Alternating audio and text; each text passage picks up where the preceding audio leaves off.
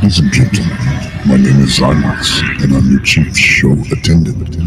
On behalf of the two hosts and the rest of the crew, welcome aboard Weird Wednesday Flight number 13, non-stop, from your current location to parts unknown.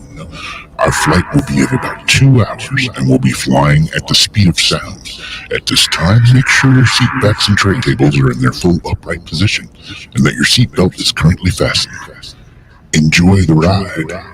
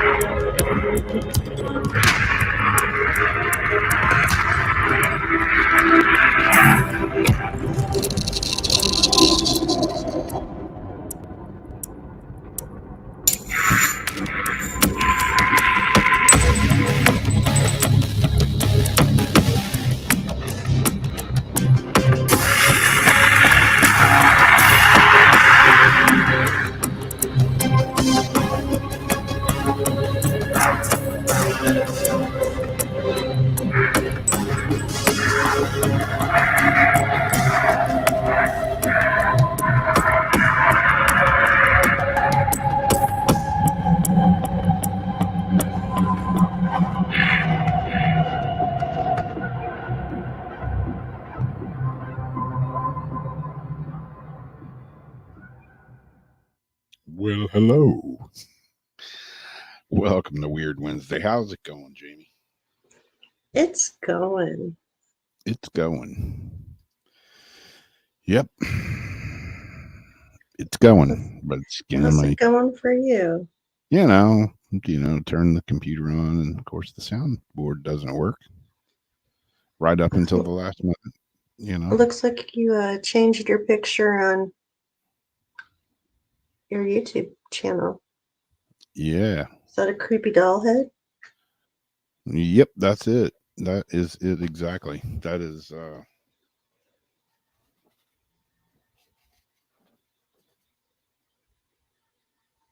I'm just not getting in everything. that is this creepy doll head. It kind of almost reminded me of Captain Spaulding from the side. Yeah. I still have from my pair of mama Rhodey's doll she sent me. Oh, yeah.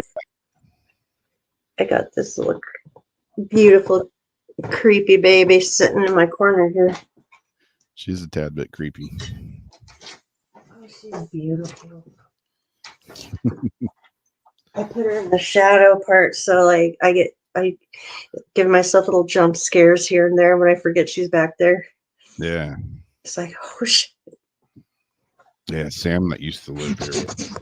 She's been buying haunted dolls off eBay and stuff. I'd be careful with that though. Yeah. She got one last week. It came with a crystal and a bag, a little bottle of dirt and something else, and a handwritten letter from, I don't know, the 1800s by the lady that used to own the doll that told what kind of spirit was connected to it and everything. What? She's like, I don't know if it's real or not, but Does the paper smell old? yeah. Because you can tell old paper. Yeah, it's old paper. And it was like in cursive writing. Yep. And she said that there's a spirit in the doll. Yeah. She's had some weird stuff going on too. I brought Nora a balloon a couple of weeks ago, and I've seen that for her birthday. I was just we stopped at the store to get something, and we got her a balloon. And anyways, the other day, Sam sent me a video, and she was like, "Look at this, my AC's off. I turned the AC off, and the balloon, it's helium balloon, and it's hanging up by the ceiling." And she's asking it, can you pull the balloon down? Freaking balloon comes down like off the ceiling, and Nora goes to grab the string, and the balloon runs from her. It's pretty weird. Pretty weird. Huh. So how's everybody in the chat room been doing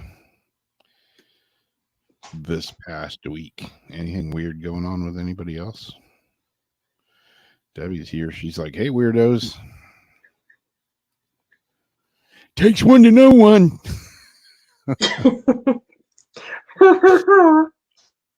didn't even see her. Sam's still catching up. Because we got these handy dandy chats next to us. That's what's been saving my ass.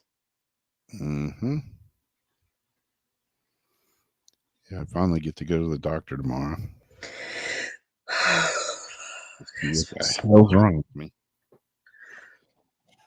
I did we went and got some dinner tonight at this local barbecue joint. And on the way home, I was like, you know what? I got discs in the car. I'm going to go throw some discs. So we went out to the field and threw some discs. And my heart rate was like 139.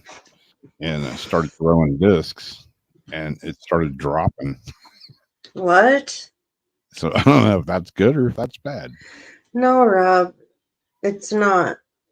Like the other day, the one you showed me, when I was like, oh, well, at least it's in the, double digits now. I'm like, wait, you should be like dead. Like, it was like 40 something or whatever the hell it was. Like, that's like not a living blood pressure. Yeah, it reminds me of that, my favorite movie, Return of the Living Dead, where, they go in and Bert and Frank, after they got hit by the gas out of the can, the paramedics come in there and they're like doing their blood pressure and, got the stethoscope, and the guy's like, can I use yours? Mine's not, doesn't seem, and they traded. He's like, can I talk to you for a minute? Two paramedics. Oh, what do you mean? What's wrong? What's wrong? You don't have a pulse. What do you mean I don't have a pulse? Yeah. I don't know, but I'm really, really, really hoping you get put with a good doctor that's going to take this serious and listen to you and not just try to write it up as this or that. Chances are maybe not, but I know, but let's just hope. Yeah, hoping's good. Hey, everybody can chill out now because Zach's here. In case everybody was panicking. We're not worthy.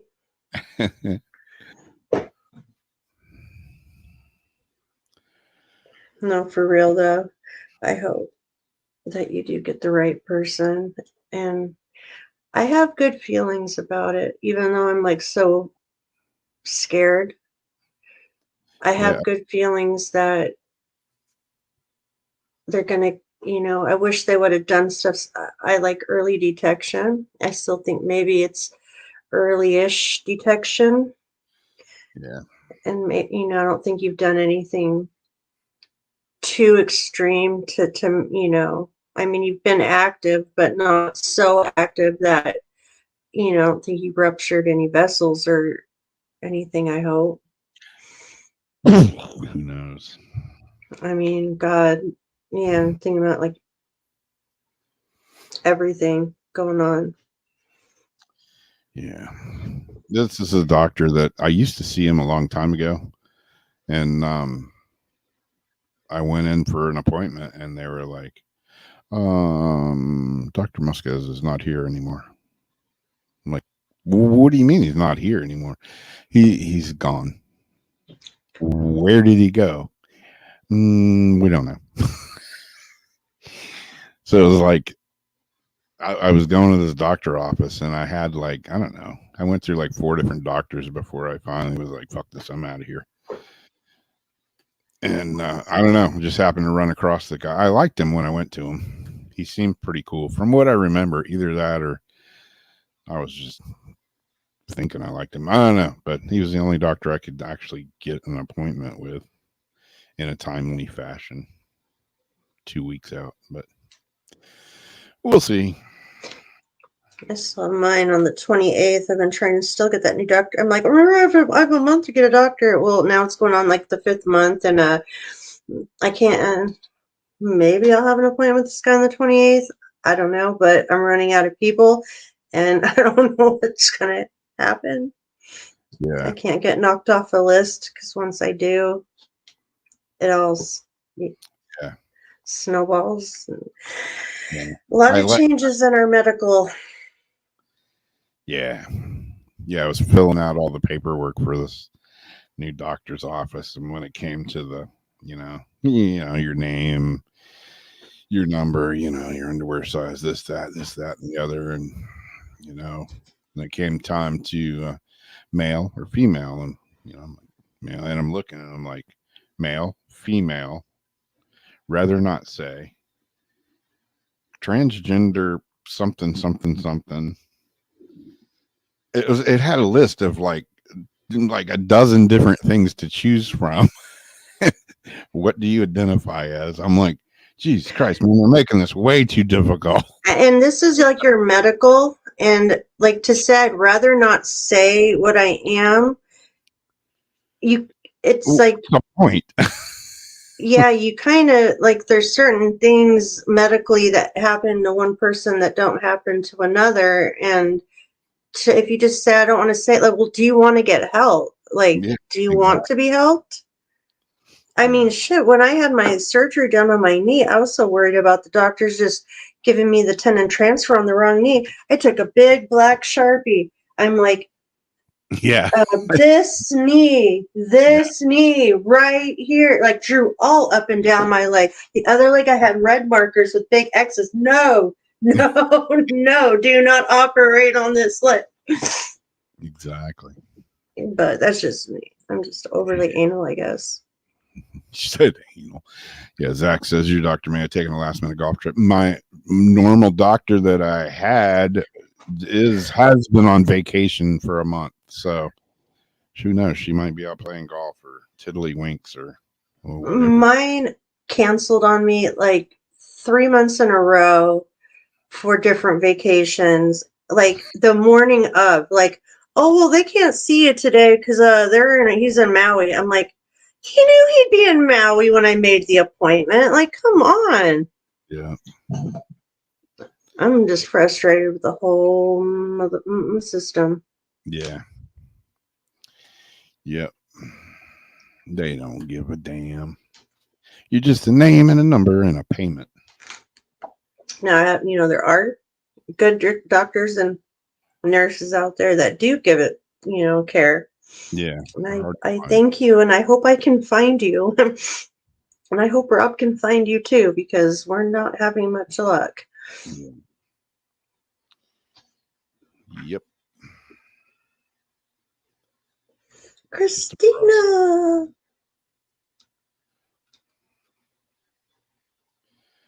Well, I got a few janky articles, not many. Got a few though. And this one's about this one here's about a Bigfoot. Hunter claims Bigfoot in his sights for 20 minutes. Of course, this happened not like last week. This happened several years ago. But this is an interesting article. The harrowing encounter. Since July 18th. Yeah. It was recently recalled during an interview on the Sasquatch Chronicles podcast. Does an unidentified species of intelligent bipedal hominoid roam the forests of North America? One man, who goes by the name of Bo, certainly seems to think so.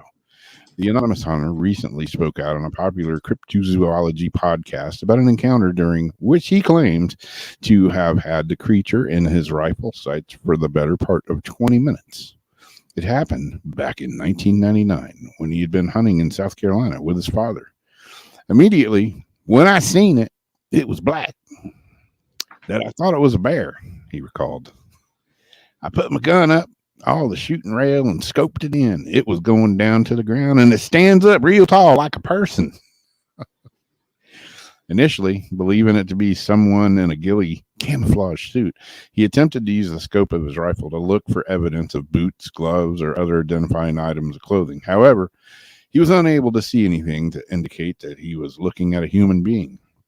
It looked like something you see in an army movie with snipers crawl through the dirt, he said. This thing had big shoulders and a big back. Could be what was the one Jason had? Like stacked Bigfoot. Mm-hmm. A short time later, the mysterious figure walked over to a tree, scratched itself against the bark. At one point, even came with Say scratch his nuts. yeah, scratched these nuts against the tree. Came within 40 yards of him before disappearing into the brush. Despite having a clear shot, however, the hunter chose not to fire on his target. So who knows? You know, could have been a story he just concocted up. Say he saw Bigfoot, or it could have really happened. I don't know. So was he sitting around a campfire with his buddies, and he's like, you know, trying to like one up him. He's like, back in 1999. Yep. That's like an odd thing to bring up like now. I mean, maybe he didn't want to talk about it till now. Yeah. I seen me a Bigfoot back in 99. I've been drinking a little bit on the hooch, but I wasn't that drunk. I know what I saw. Could be. I seen it. I seen it.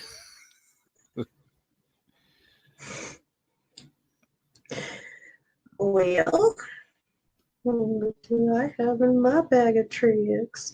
I had a lot of UFO type stuff, but I didn't have time to decipher most of it. Oh, but the NASA Mars rover spots a funky object. Actually, two funky objects. We got 2 for 1 in this article. One looks like a tangle of spaghetti. The other looks like a poop emoji. And that's how they describe it. I like pasta. I don't like poop emojis.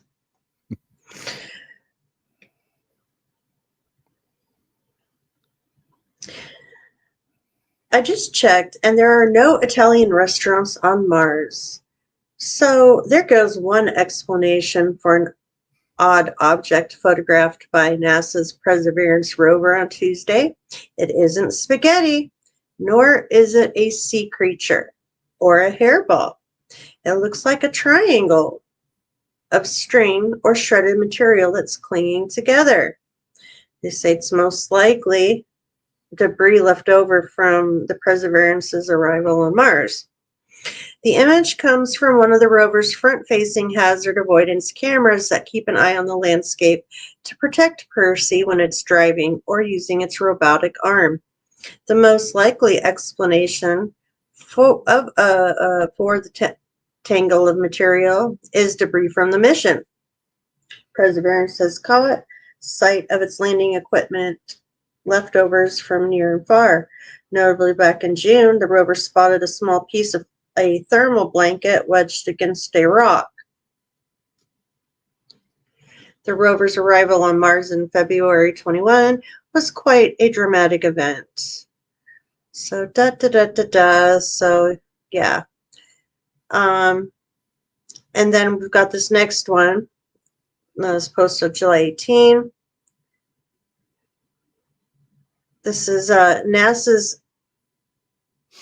I feel very connected to NASA's Curiosity rover right now. I too have detoured from my hiking path to get a closer look at a fascinating rock.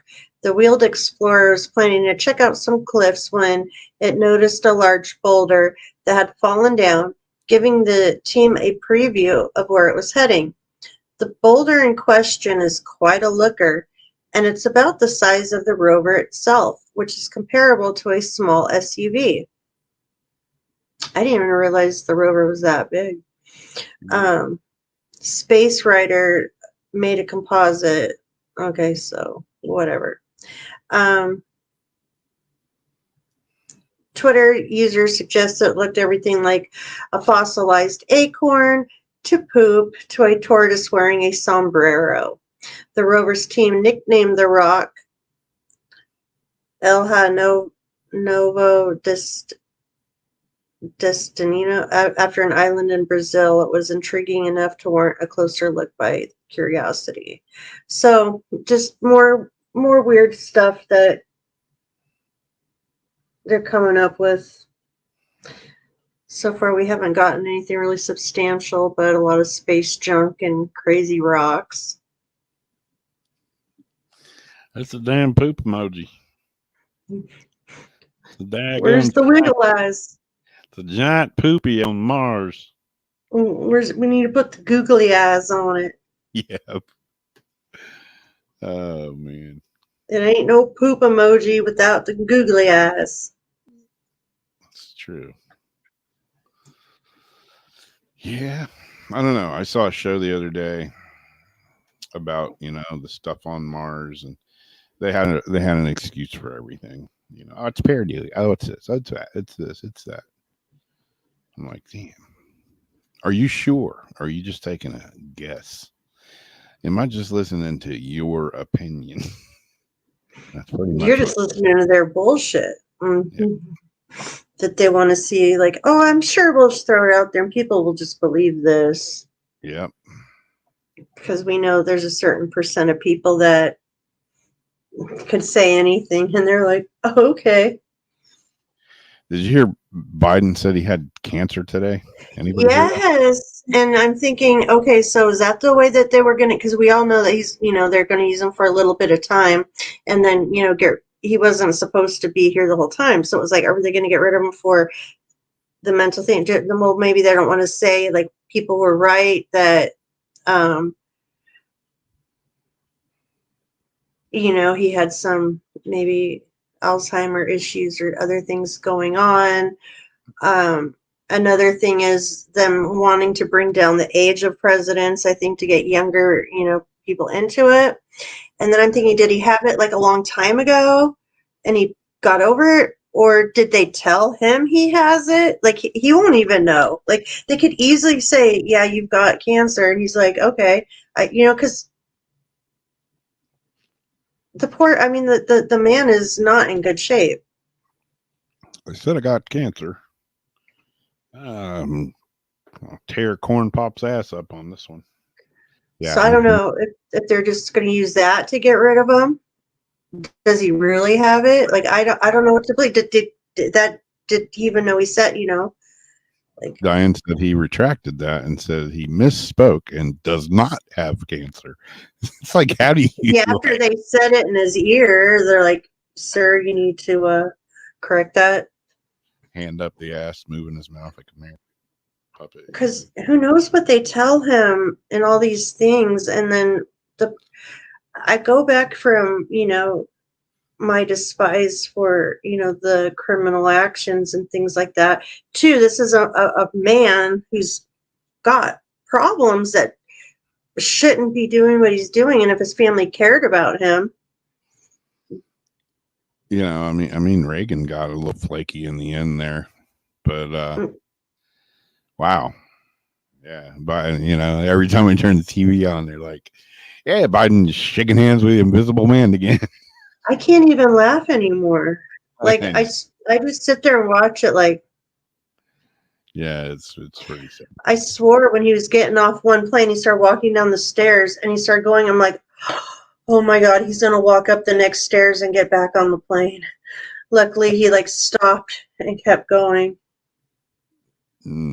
So I hope he does. I don't wish cancer on anybody. No, definitely not. But that was a very curious the, thing. the comments that I was seeing on the Twitter that I saw about it, holy crap. The comments were not forgiving whatsoever. I was reading some about Putin talking about no, the Western leaders should not take shirtless photos. They had the picture of Putin on the horseback and stuff, and I don't know. I got sucked into this trash article and him talking about our leaders should not be wearing go shirtless. Yeah. Well, Japan plans to build an artificial gravity structure on the moon. Just because. Speaking of finding weird things, I was watching a video about weird things on the moon the other night too. And we got some explaining to do, Of course, you see all these weird things like pipes and stuff, and they're like, "Oh, that's just pareidolia. That's organically formed from."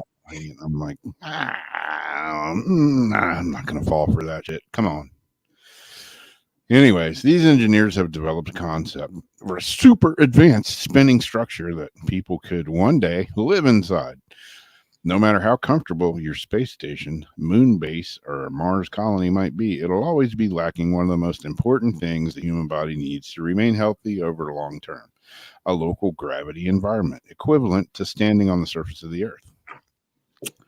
While astronauts aboard the International Space Station attempt to mitigate the long-term effects of weightlessness by exercising, this can only provide a certain degree of effectiveness, especially for someone who might be spending most of their life in space. It would be pretty trippy to be up, on the space station for a year, weightless, and come back. You probably feel like you're the 10,000-pound man trying to walk around. Future colonists on the moon and Mars will fare a little better because at least there's some gravity, but it's not enough to keep someone physically healthy over the course of years or decades. Now, in a bid to solve this problem, engineers of Kyoto University and the Kayama Corporation in Japan, Skynet, or something like that, have developed a concept for a futuristic spinning building capable of producing artificial gravity, some of that gravity through centrifugal force known as the glass. The super advanced cone shaped structure would have a radius of around 100 meters, a height of 400 meters, and would complete one spin every 20 seconds. The goal is to build one of these for real on the moon before the end of the century. Okay, got a little time. The team has also come up with a plan to build a high-speed transportation network connecting the Earth to other worlds, as well as futuristic biome in which people could live and work. They got some plans in Japan going down. I don't know. To build a giant spinning building on the moon. Interesting. Very, very interesting. We've got CERN ripping black holes, out there and opening portals. Why not screw with the gravity while we're at it? And, right now it's kind of like an ecosystem, but a space ecosystem. Everything kind of does its thing. Yeah. So let's just start screwing with it, right? Yeah. Throw everything off kilter. Hey, why not? Well, if you're gonna do it right. Go all in. Rip a hole in the universe. Screw with gravity. We'll all be We'll all be falling off the face of the earth. It'll be like that the island that we go to in PUBG. Where you're like your balloon head floats you up. Oh yeah. Oh God. Like, Rob, shoot me down. Shoot me down. Yep. That's what we're heading towards. Yes.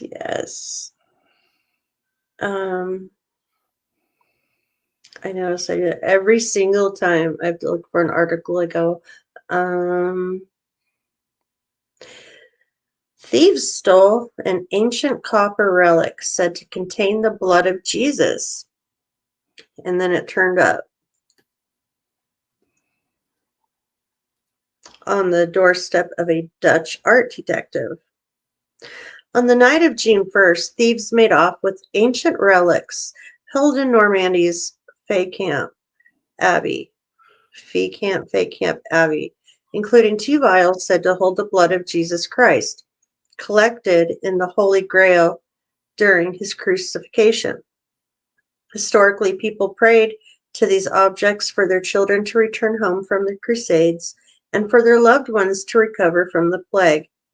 Whether the thieves knew it or not, they'd scooped up an artifact that Catholics have made pilgrimages to see for the past 1,000 years. Now, just 3 weeks later, the vials have mysteriously turned up on the doorstep of Dutch arch-sleuth Arthur Brand. Shortly after the theft, the 52-year-old art detective received an email from the anonymous writer claiming they had the precious loot in their possession.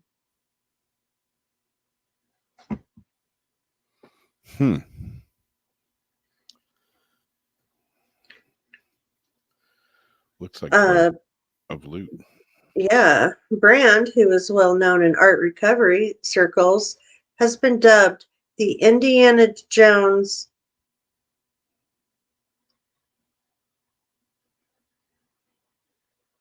of the art world. For his most recent case in February, he helped return a Roman statue to France 50 years after it was stolen. Damn. Bodily fluids aren't usually in Brand's purview, but the objects in question also included dishes in an ornate container about 11 inches high, a heavily gilded copper box with encrusted precious stones and depictions of Christ on the cross and other saints, according to the AFP. And as a Catholic himself, Brand knew he had to take this one on. Most of the art we know is religious, Brand told the news.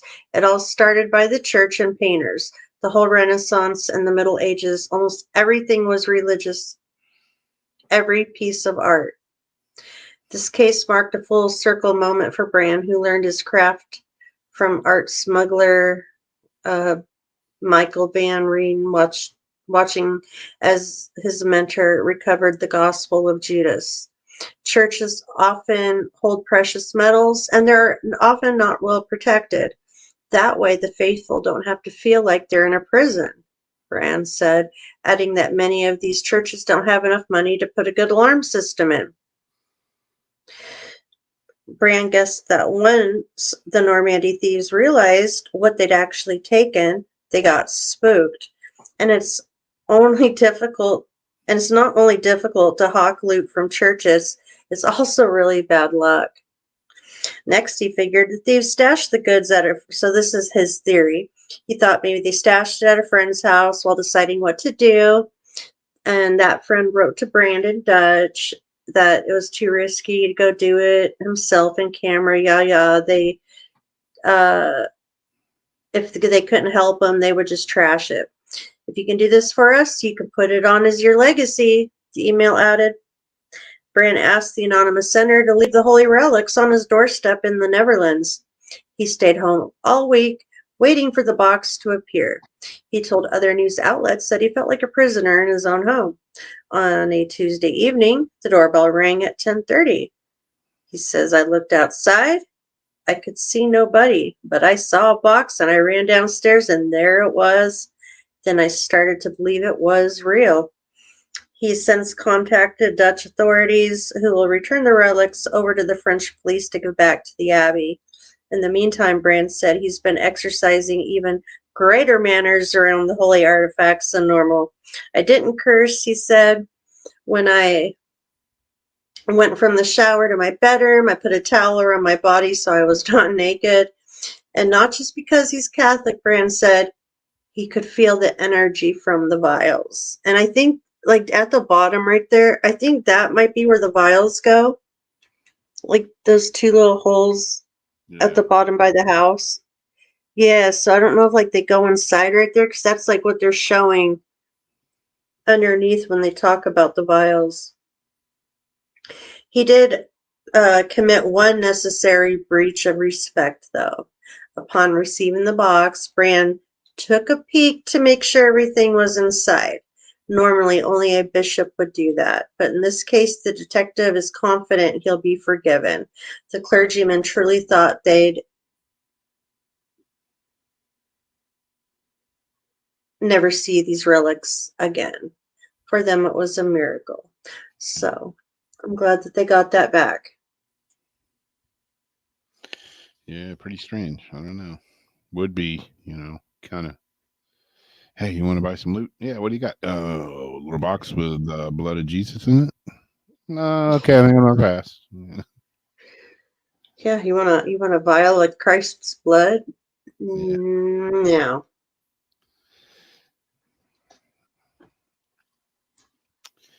yeah. Who knows? Could be the real deal. It was stuff that was stolen from a church and then returned, Lori. Loot. Loot. This one is. There was a little video clip with this one. I don't think I have the video, but I got a couple of snippet pictures from it. And this is one of those. It was an Amazon Prime show. Ghost shows up in the background of an Amazon Prime show, and if you look, this is a video clip from the show where this guy was talking, and this thing right here. It's really hard to see. This white thing right here. It actually does come like walking out of the bushes, and it walks across here, and it's this ghostly looking figure that just happens to show up in the background of where this guy's talking. And what it says about it is a ghostly figure can be seen emerging from a mass grave during a segment of James May's new travel show. Eagle-eyed viewers who had settled down to watch the new Amazon Prime show James May, Our Man in Italy, this week got more than they bargained for when they spotted a mysterious figure in the background while May was speaking to the camera at the site of a mass grave. The ghostly extra, which resembles a translucent white entity, seems to materialize out of thin air, walk towards the right, and then vanish again without a trace. Just like ghosts do.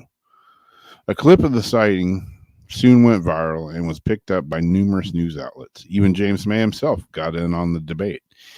My thanks to everyone who has pointed out the ghost in episode 3 of my new Italy series, he wrote. Nobody saw it at the time, so it's either a real ghost or more likely, but also more boring, just a bit of digital file corruption. So who knows? Apparently nobody knew it was there, and some viewers actually caught it. But let's see if I have another picture of it. I don't know if I do or not. It would appear that I don't. So I thought I did, but I don't. So there's the answer for that question, if you're still wondering. Oh man, I'm missing a picture for another article too. Of yours? Yeah. So I'll see if I can find that in the meantime. But that was that. It wasn't very exciting, was it? It wasn't an actually pin you to the edge of your seat kind of story.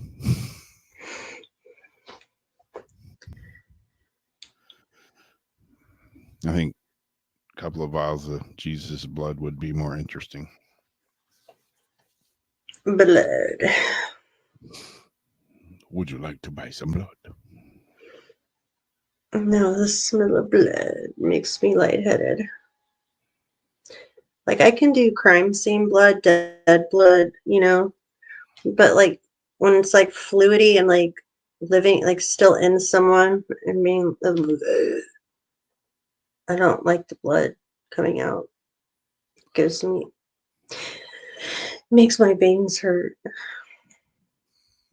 Makes me squeamish. Like I get squeamish over, like, I was watching something on TV and the cook, he knocked his head on the sailboat he's working on, took off a chunk of scalp with the hair. He had the scalp in his hand, the hair in the hand, and then they're showing it and you see the meat as it starts welling up the blood, and I'm just like, I go, oh God, I'm getting wheezy. Like, this is just TV and I'm getting wheezy. But, I sleep to, crime shows and study crime show pictures. I don't have a problem with it. I just don't like it when it's coming out of a person. Here, so 2 pig hearts were successfully transplanted into brain-dead human patients. Guess what I did? I did not stamp out my notes for it. So let's hope this works. Doctors recently transplanted pig hearts into 2 deceased patients, raising hopes that animal transplants could one day be used to save human lives. Led by Dr. Nader, a cardiac surgeon at NYU Health Medical Center. The surgeries took place in June and July. Earlier this year, a different group of doctors from the University of Maryland transplanted a pig heart into another patient who died 2 months after the operation. I think we talked about that one. For the 2 recent surgeries, Mozani and his team transplanted the hearts of 2 genetically modified pigs into 2 recently deceased patients who were on ventilator support. 72-year-old Lawrence Kelly and 64-year-old Alva. Both patients had long histories of heart disease. After the transplants, the patients received standard post-transplant medications. Physicians monitored the patient's heart functions for 3 days, but detected no signs of early organ rejection. No additional medical support equipment was used after the surgeries, representatives stated. Operating on the deceased as opposed to living patients allowed more in-depth study of how well the recipients' bodies tolerated the pig hearts.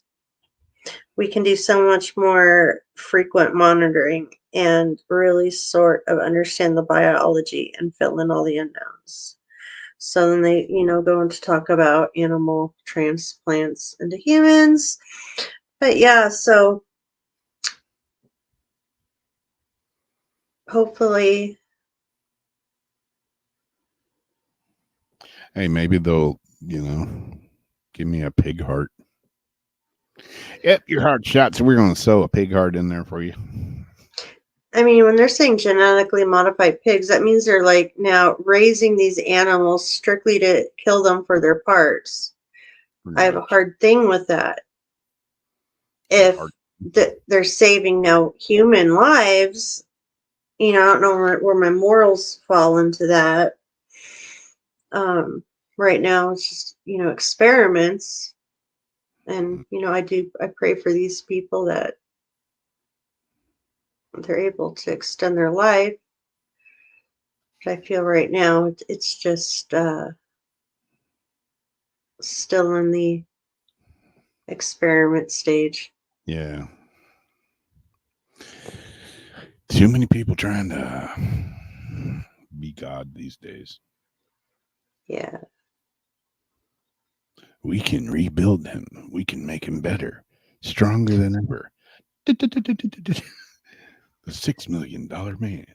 With the titanium spine and a pig heart. Titanium spine and a pig heart. I was just going to go down to the store. I've got a craving to go to the market. With a little pig. You know what? That poem is actually sad. Yeah. The 3 little pigs. You know what market they're talking about? They weren't going grocery shopping. They're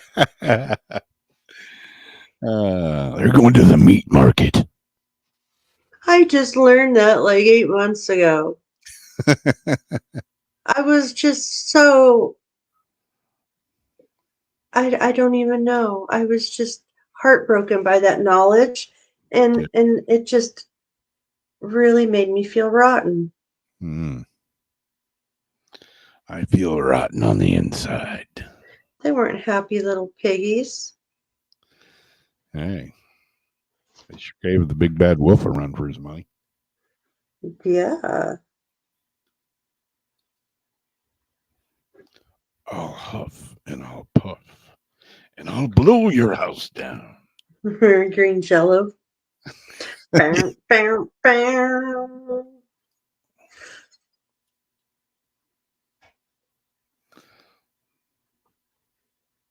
Well, this one's strange. This one's odd. This one's peculiar. CCR. CCR. That's a band. CCTV footage shows a weird stick thin creature. It's pretty weird. Had a little video clip on it. I just got a couple of pictures. Well, I say I had a couple of pictures. I just got this one picture because for some reason my other pictures and stuff have vaporized and gone into no man's land. I don't know where they went. Hey, is this one of my articles way over here? Hold on. Yes, it is. Good golly, Miss Molly. I don't know what's going on with my computer. Electronic gremlins are messing with stuff. Anyways, this weird creature-like thing was on the CCTV footage, and it says a very strange and somewhat questionable video has emerged online showing a mysterious alien-like figure. You can see it right here. You know, it's kind of hunched over, but in the video, the thing does kind of It stays. looks like one of those wispy things. Yeah, but it's actually like walking across here. It's weird. It's not a frog or. No, it's like something off the X-Files is what it reminds me of. The footage, which was reportedly captured by a security camera in Red River Gorge, Kentucky, was posted onto Facebook by a user going by the name of Douglas Windsor McLoney III. This thing was caught on a security camera at one of the cottages up at the gorge, he wrote. It doesn't move like a human. It moves almost like its kneecaps are backwards. The footage itself, which is in black and white, shows the stick-thin humanoid making its way slowly up a driveway before gingerly sidestepping towards a parked car. Throughout the video, it seems to maintain an unnatural semi-crouching stance. Skeptics argue that the creature is either fake by using computer imagery or digital manipulation of a real person. Whatever the truth of the matter, the video is certainly unusual and quite a bit creepy. And yeah, I watched the video and it's pretty, Google stick thin creature on CCTV and you'll find it. And it was pretty weird looking for sure. But yeah, that's what sucks about nowadays is you can't trust anything you see or hear. I was even watching watching a video the other night, and they were talking about, mass media, good old media, and it was talking about the percentage of people that don't believe anything the media says now. It's like 11% or something. Everybody else thinks the media is just full of shit, which I'm one of them. I don't believe anything you say. But yeah, I mean, they were showing stories that, the reporters know that it's wrong. They know it's total bullshit, but they report it anyways, knowing that it's wrong. It's like, do you guys not have anything that you can pull besides making up shit? Well, it's what the the people that pull the strings that own the news stations like Vanguard, Rock, Blackstone. Yeah. All them people that own these stations what goes to their agendas. It all trickles down the pyramid. Yep. That's why I never was into mainstream media. Yeah. Plus, they're like, when they do report on something that's actually like got something behind it, it's like 3 weeks to 2 months behind. Like, Tatum said that like 2 months ago, but thanks for filling everybody in now. Yeah. Yeah. But oh yeah. When Trump said that media was bullshit, nobody believed him. Oh, he's crazy. Yeah. Funny how all those conspiracy theories seem to come true. What's the difference between a conspiracy theory and the truth? Mm-hmm. About 6 months. Yep. So this one, and I don't know if we can play the video. A woman climbed through McDonald's drive-thru to make her own order. And a viral TikTok. So we have a picture of her and we have the actual video. Yep.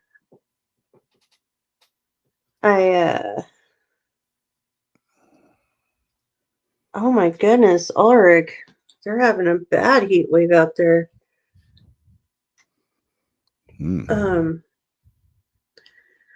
A woman takes matters in her own hands after McDonald's employees tell her they cannot take her orders after running out of gloves in a TikTok video that is now going viral.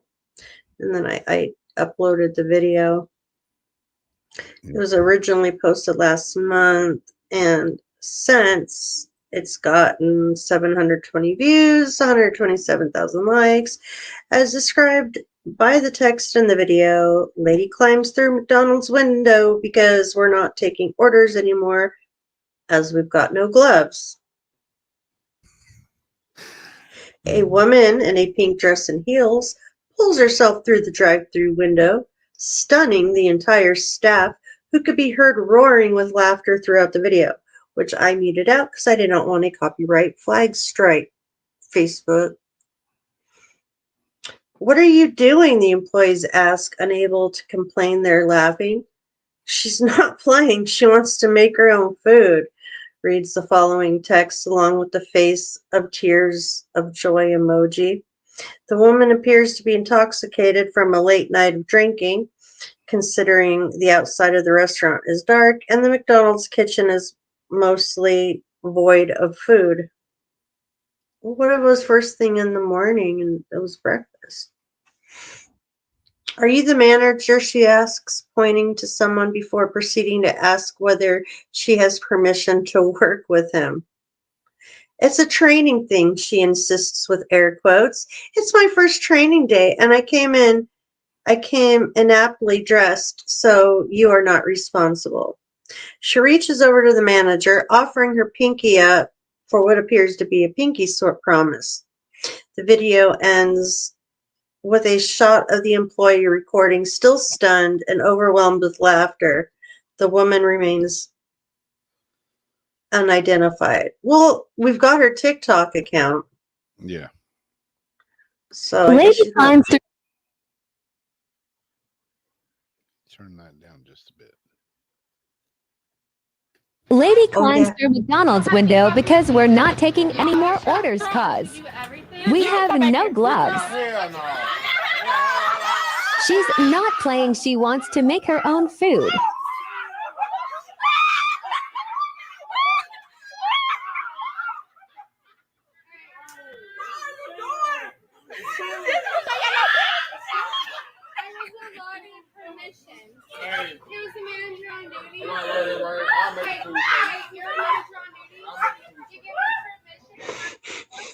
It's a training thing. I'm a food for you. McDonald's corporate, it's training. It's my first day training, and I came unactually dressed.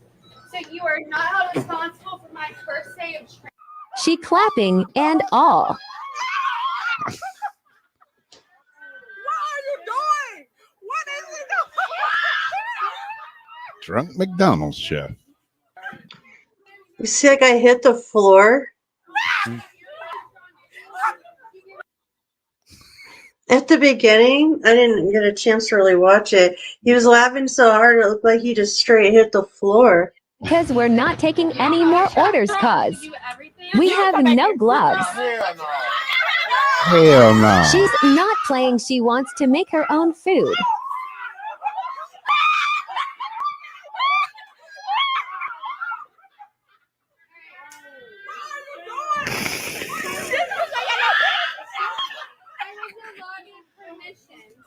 Good grief.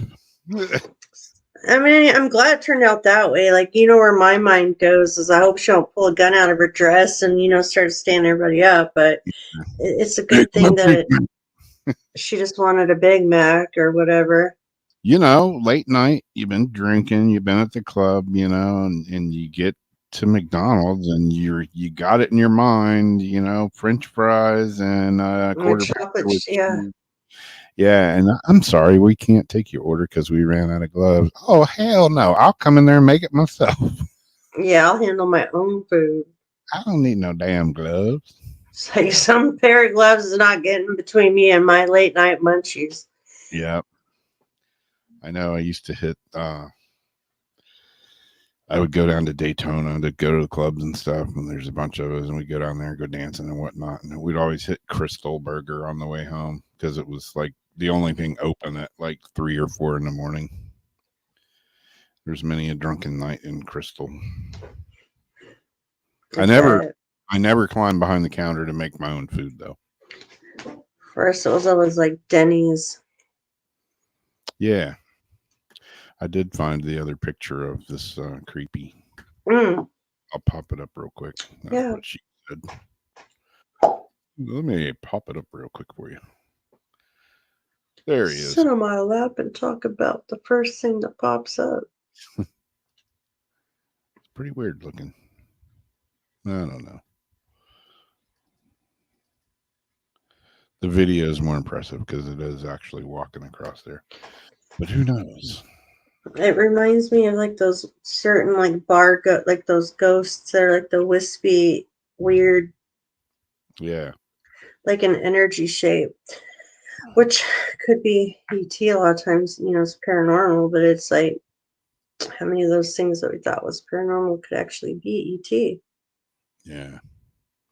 So speaking of video clips, this is another clip of a saucer-shaped UFO that goes viral on TikTok. Hickory Tickory Talk.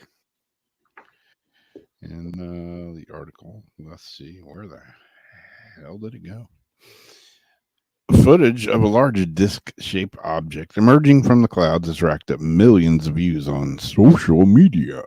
The clip, which was posted by TikTok user Nesha Higgins, shows a very thin, very wide flying saucer emerging from a large clump of clouds somewhere over the United States. What is that? It's the craziest shit I've ever seen in my life, a female voice could be heard saying.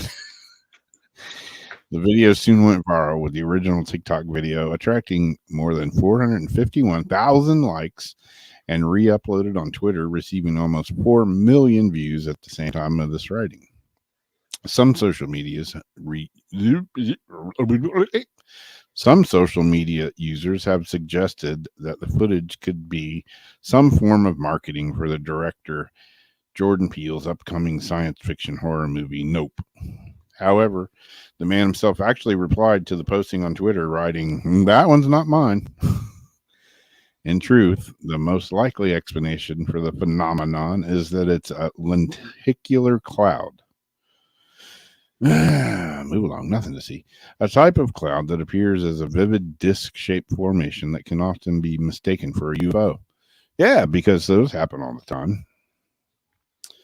So who knows? Could be just a disc-shaped cloud, or it could be a UFO. And I like that they called it a freaking UFO and not a WAP or whatever the cool kids say it is now. UAP, a UAP. Old school, I say UFO. But who knows? If I looked up and saw that in the clouds, I would think, what the hell is that? I wouldn't think it was a cloud. But according to science, it could be.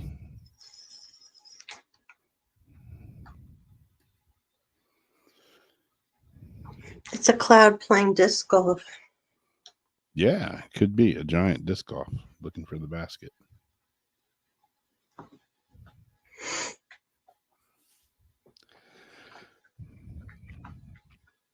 It did feel good to throw discs tonight. I wasn't throwing them at baskets because I was on the football field, but hey, it just felt good to not be gimpy guy on the couch. Yeah. For his heart to implode. Don't say that. It's like, hey, if I'm going to do something, might as well take a croak while I'm enjoying life, right? Yeah. Take a croak. Did you say take a croak? Yeah. Like take a nap. So we've got a group of 3 metal sphere UFOs spotted making turns over London. I think this might have like a video, but the video, like these things are moving so damn fast. It's hard to see in the video. Have aliens come to visit London during the midst of a simmering heat wave? If so, they've chosen to do so in 3 small metal UFOs that were snapped above the Capitol earlier this week and shared on social media.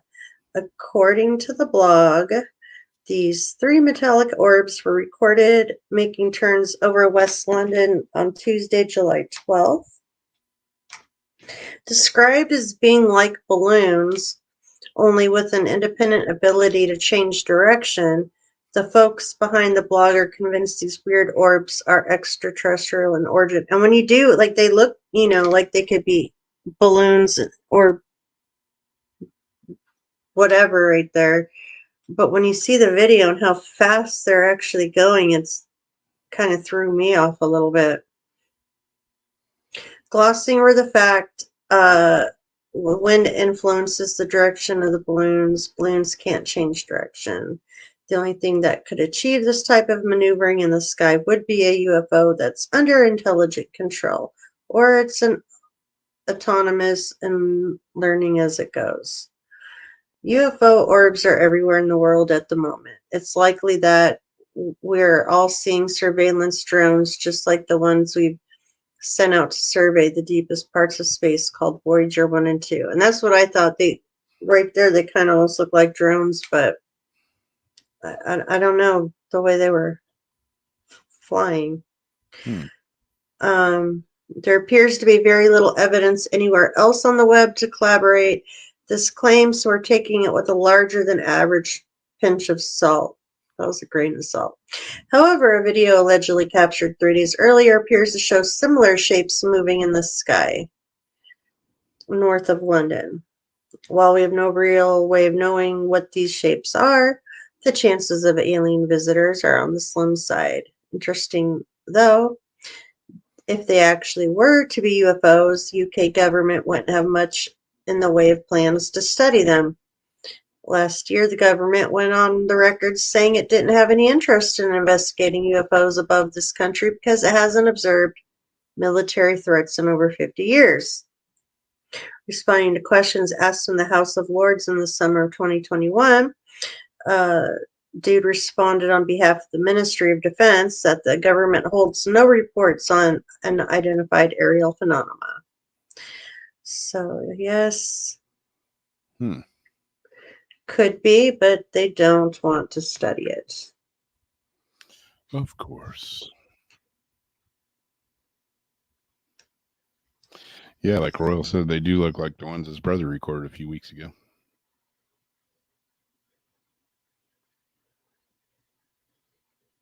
And I had another article too that reminded me of the one Royal had, but they're gonna have to be spread out over the next couple of weeks because there's quite a bit. I had like a tic tac shape going also.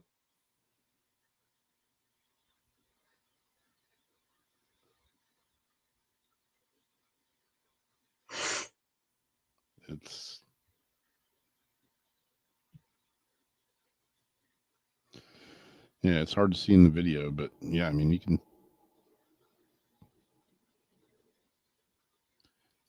see them in there. The pictures, they show up a little bit better for sure. But I don't know. It's kind of weird, like the ones that Royal's brother shot, and I've seen some other ones, similar to that, and there's been other videos, of these metal orbs. I don't know. There's a show I watched the other day that was really interesting.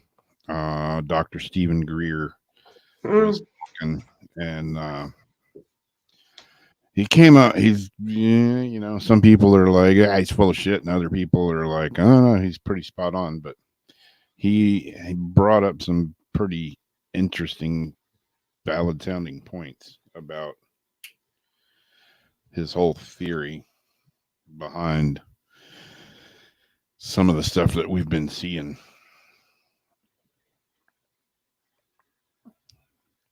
And, like Jason has said before, it all leads back to money. Mm-hmm. How the government we could have devices, some of the stuff that we see could be our own, ships that we've developed. Mm-hmm. Copies of maybe alien technology or whatever. They've been working on shit for years. They say they haven't, but good and well they have. Exactly. Yeah.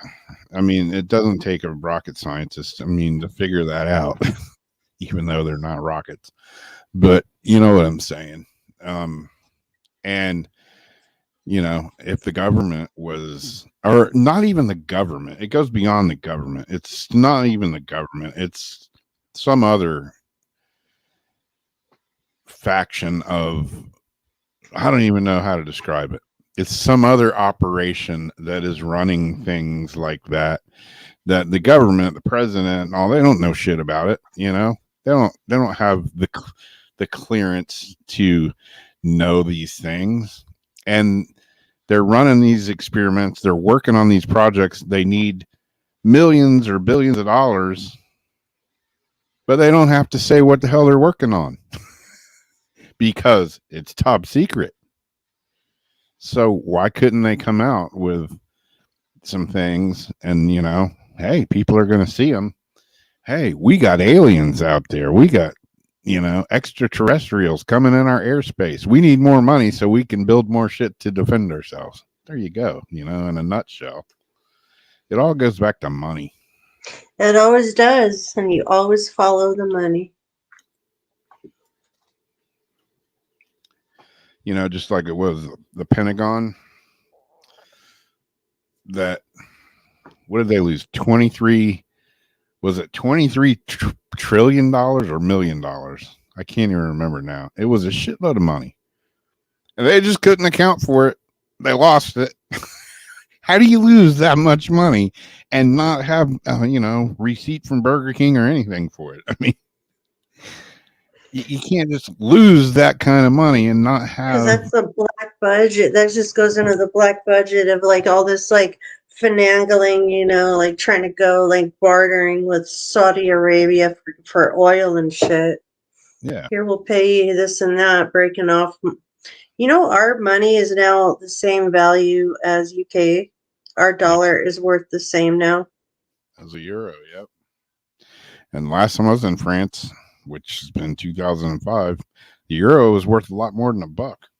Our money. And Ireland, I believe, my mom sent some earlier, because I've always been an advocate for saving gold for when shit hits the fan, talking about this for 25 years or so. Gold.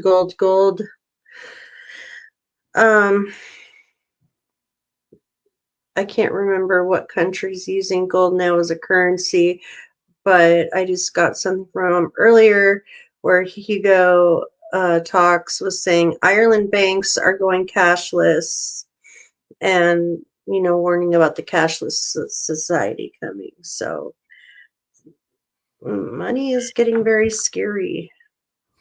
Yeah, it's definitely going to that, and it goes, when stuff like that is in play, in action,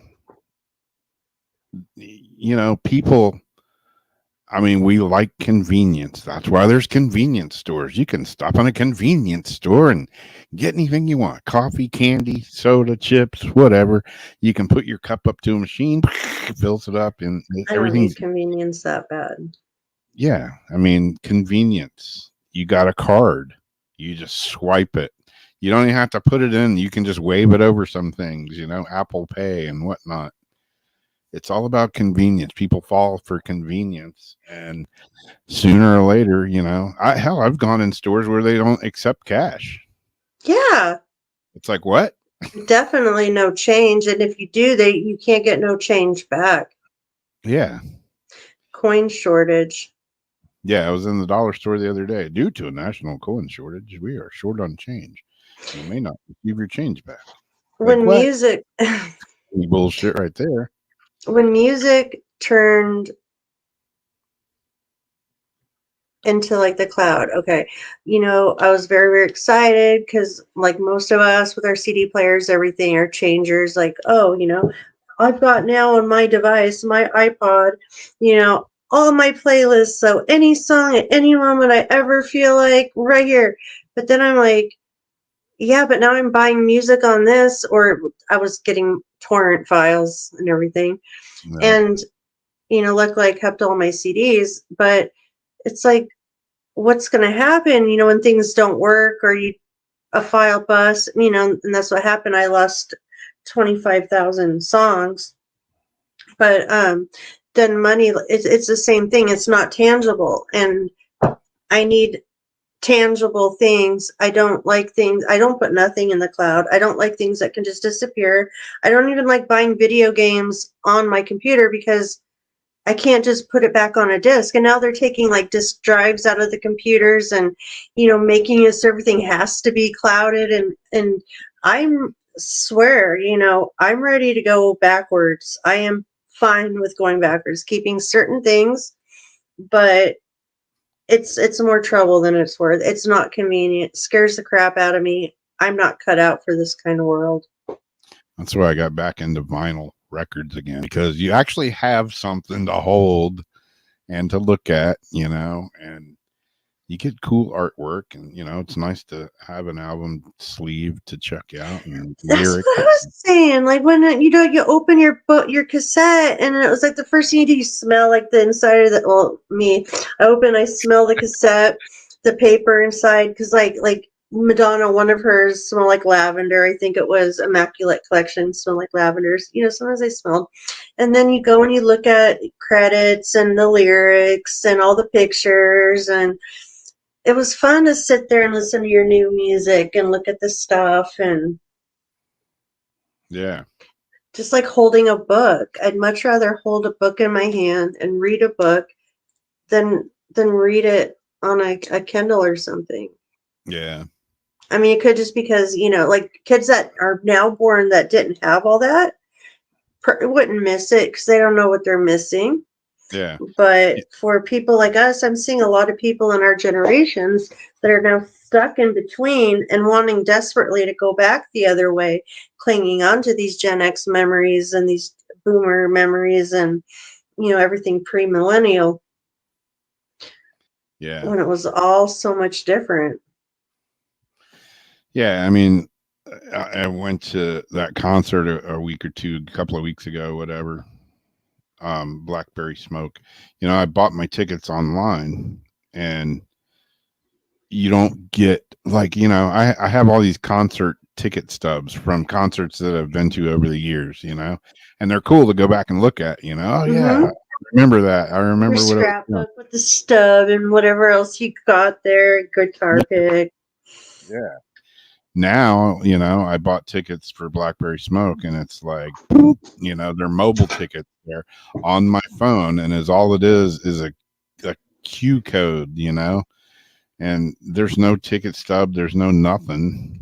There's not even a cool, band logo or anything. It's just a damn code, and it tells you your seat number.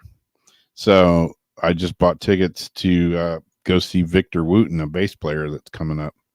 And I'm like, okay, I'm just going to go to the venue and buy the tickets. And that way, I'll get a ticket. Mhm. Nope. Same thing. They were like, what's your email? I gave them my email. Okay, you'll receive your tickets via email. I'm like, son of a bitch. Same The thing. tangible thing makes me think too, when casinos out here stopped using actual like quarters and coins and stuff, like we'd start getting paper receipts. And so basically you put your money in there, and then it tells you on the screen how much money you have, and you're just hitting a button and there it goes. But when you have a bucket of change and you're sticking your hand in your quarter, feeling them quarters going down, like your limit, like your level's getting lower, and pulling the handle and then hitting it, and having it all come out. I loved having my bucket of quarters. It's not the same playing video poker and then coming out with a freaking receipt to go turn in. It's just not the same. Like, I want to feel the money. I want to smell it. I want to hold it. I want to hear it. All those sensory things that, we're missing out on now. So I don't have a ticket stub, so I had to buy a damn poster. Okay. It's gonna. Well, that's cool though. Yeah, it was $20 worth of cool, but hey, they were 18. I remember paying 18 for a concert poster. But it's got the venue and the date and the time and all that on it. Are you gonna put it in a frame or just tack it up? I want to put it in a frame, but I have concert tickets too. Like when I went and saw Steve Miller Band, and I was like, he was at the fair, and I was a couple like seats back, and he leaned over and handed me a Steve Miller Band guitar pick. I was like, oh, so excited. I had my ticket stub and the guy that I was with at the time his, and so I had them in the little dollar store frame, and I put the guitar pick in the middle. Had that sitting like on my memorabilia shelf. And same with my Metallica, when I was a day at the Green, when the auditorium got ripped up, the riots happened. I had my ticket framed with, and I had a Metallica because he threw out a bunch of picks, little green Metallica guitar pick. I stuck in there with like my beer label and some other garbage I had in my pocket. Yep. Yeah. Yeah, it's funny. I'm like, I went to CDs after, I was into records forever, and then I went to CDs, and I used to actually do a little Did you have DJ. 8-tracks? Oh yeah. Yeah. My dad still has some of those 8-tracks out there. Yeah. And my buddy that, I went to CDs, and my albums went into storage, and then I ended up losing them all. But now that I'm back into vinyl, you got a shitload of records. I don't have a CD player anymore. My buddy that makes guitars for me, he just sent me 2 of his latest CDs, and I didn't have the heart to tell him I don't have a CD player, man. And I don't even have thinking, I want to get one. I do want to get another CD player, just like to be able to play my CDs again. Yeah. I guess I could play it in my computer. I don't have a drive in my computer. This one doesn't either. This one up here, but one of my other ones with the bad fan does. And I still have all that vinyl to give you that I have not still been up to storage yet. Because I still have to fix my tire. But I have not forgot.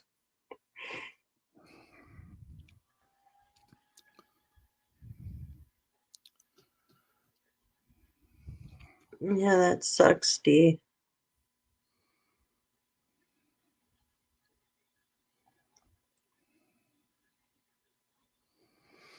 Heart was the first real, I shouldn't say real concert, but the first big major like stadium concert that I ever saw was Heart, um, Firefall,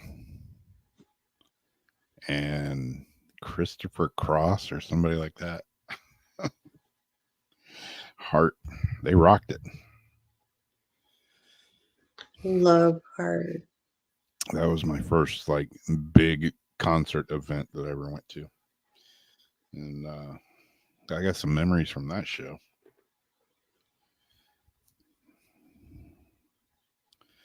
Yeah, I used to drive a Volkswagen van, had an 8-track tape player in it. Be rolling down the road, and it was just like jamming to your music, and then all of a sudden it'd be like na na na na, and tape would like be coming out the front of the thing. It's like, son of a bitch. But you would take them just like with cassettes and wind them back on. I remember cutting tapes and like putting them back together with Scotch tape. Oh, yeah. Be listening to the music, and there was always that part in it. It was like da na na na da na na na. And you always knew when it would be. Yep. You knew there was going to be a couple of seconds of missing audio there. Or like when you do your own mixtape. Wait, nor have I heard about the empathy regarding novels.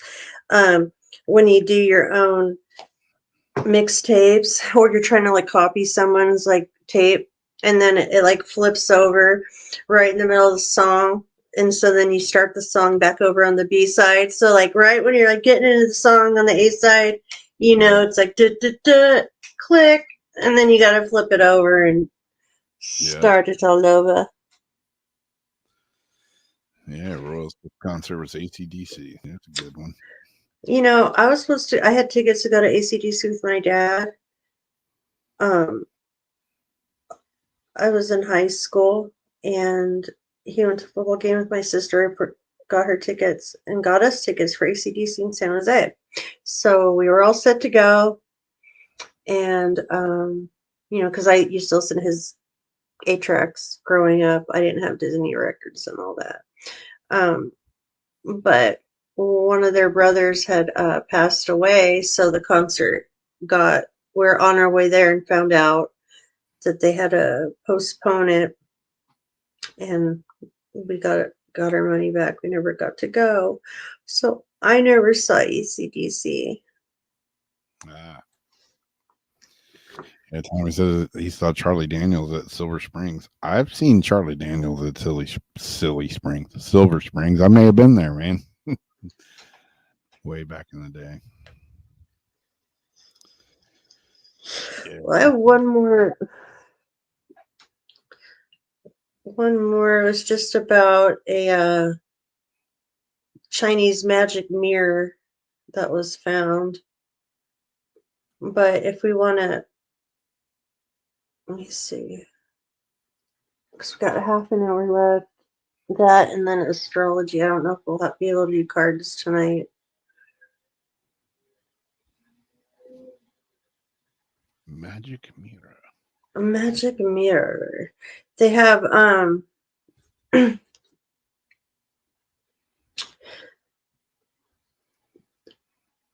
bronze disc in the museum's 100,000 strong collection is actually an exceedingly rare magic mirror.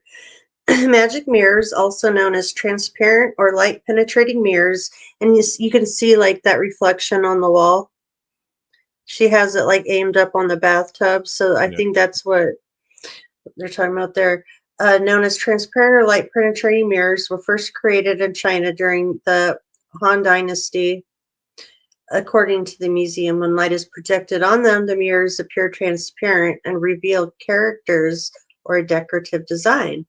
The characters on the museum's polished reflective surface carry 6 characters. that name a Buddha, while the reflection reveals an image of the Buddha shrouded in heavenly beams. The discovery made by this person in spring of 2021 will be presented to the public in the museum's East Asian wing starting July 23rd. It, unbeknownst, I guess it spent most of its time in storage. It's really fate or luck. We're going to put the bronze artwork on view in a museum gallery out of curiosity. I wanted to test it. And then someone who had knowledge of magic mirrors checked it out. They're playing with the beams. Aside from the Han Dynasty era magic mirror on view at the Shanghai Museum, only 2 other similar Buddhist magic mirrors are known according to the museum. One is in Tokyo and the other at the Met. Both are Japanese. Period 1603 through 1867 objects. The mirrors were so complicated to make that scholars are still not sure exactly how craftspeople got it done. It's designed to be a blessing, so we do feel very lucky to have it, she said. So yeah, they go on to talk about that a little bit more. I thought that'd be cool, have a special magic mirror. Yeah, really.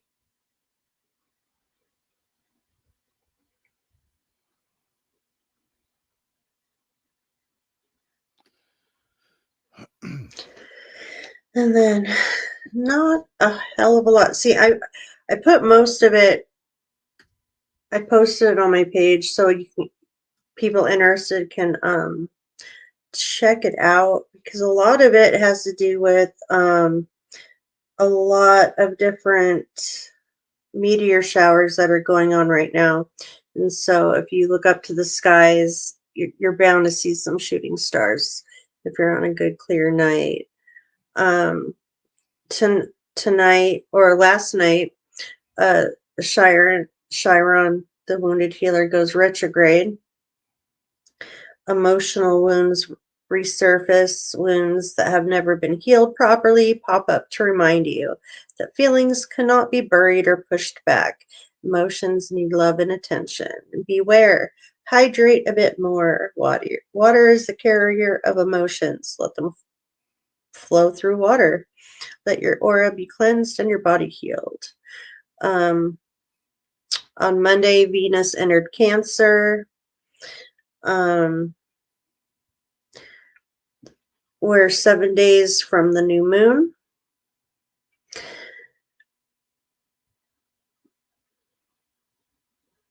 Let's see, this goes through, I think, the 26th. I said 20 the 26th. Leo season begins on the 22nd, activating our heart chakra and boosting creative energy. On the 26th, Venus and Black Moon Lilith conjunct, feminine shadow energies on the rise, allowing us to step into our feminine power. Can also bring sexual awakenings. Venus entered Cancer on July 17th through August 11. And Venus, the planet of love and money, is now transiting Cancer. Under this transit, love and money become intense and serious affairs. This energy is faithful, nourishing, and protective. And then we've got, so I've got a lot of, different, if you do your telescopes and all that, all the different meteor showers right now that are going on, how to find them. And there's like a nifty little chart in there. Oh, and then, so we do have a solar storm that struck Earth today, I believe. Yeah, Earth on the 20th.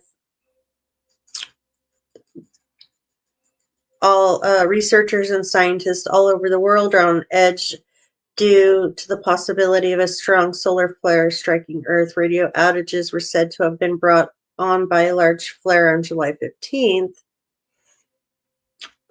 So I gave some information on that. If you're not familiar with common symptoms of solar storms, because I usually start feeling the symptoms like 3 days before, at least 3 or 4 days before, and I'll keep feeling it 3 or 4 days after. And so there's just some information I stuck in there on physical effects and on electronic effects. And, they recommend that you get a generator in case, you lose power completely. But that's about it for astrology and astronomy this week. Yeah, I've been feeling all kinds of weirdness. I know, it's like just the shifts and everything's so crazy, and it's hard to put a finger on like exactly what's causing what. Yeah. I saw D was asking you if you know what store carries Nike sliders called Comfort 2. And I don't know if you have them where you're at, D, but there's a place here called Academy Sports. I was in there today, and I'm pretty sure they had them. I was looking at Nike flip-flops and stuff. I got a pair of shoes from there today, and they have a ton of Nike flip-flops, sliders, whatever you want to call them. Pretty sure they had Comfort 2s, though. Are those the ones that you just like slip your feet into? I believe so, yeah. My mom mentioned those. Yeah. She's like, you need those for the backyard. Yeah. I think they were like $25 or something. I got a pair of Under Armour shoes. Because I got last week I got a pair of Merrill shoes. And I got really wide. I got like Fred Flintstone feet. So I got to get wide shoes, and they're like very rare to find shoes that are actually comfortable for me. But doing a lot of walking. My dad had that. Yeah. Go to Red Wing Boots because they always would like measure it out like perfectly. Ah.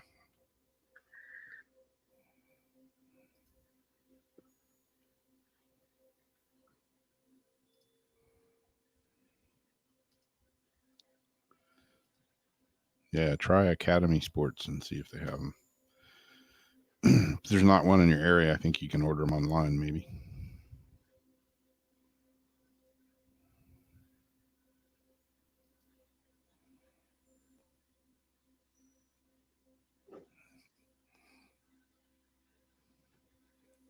Oh God, Debbie.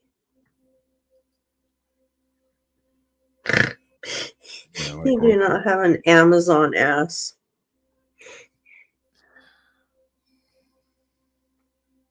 That's when you just get your boobs to balance the butt. It's a delicate balance. But having bam bam feet can't help. It can't hurt. So you're good at surfing and skateboarding and stuff.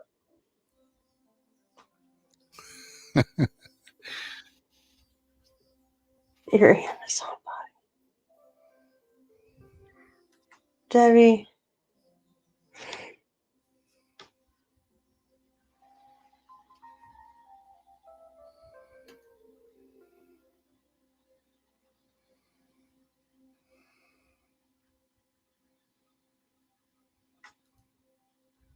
Putin is limping.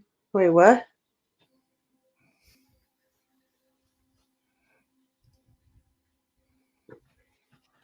Yeah, Debbie's quite a bit taller than me.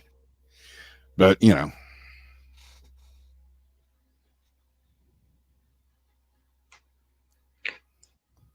So, the last 20, you want to play some crazy games, learn some crazy facts? Sure. I'm kind of keen on that one.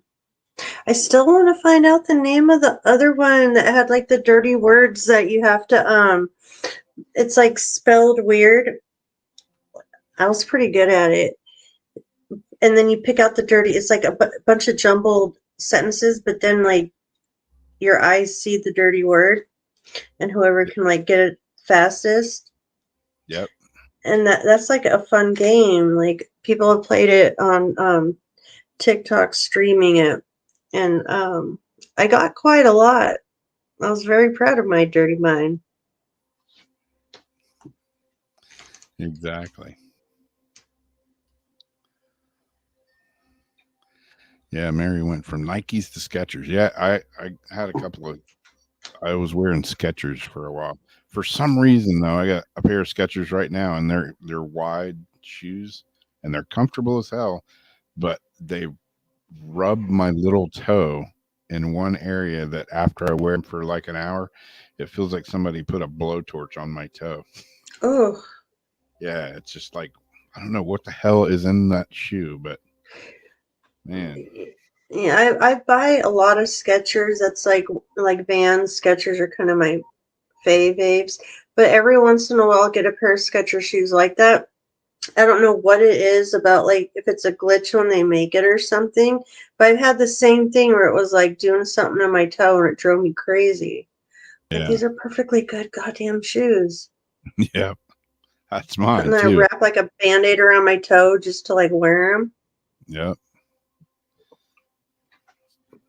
Yeah, I love Vans. I got 1, 2, 3, 4. I got like 5 pairs of Vans.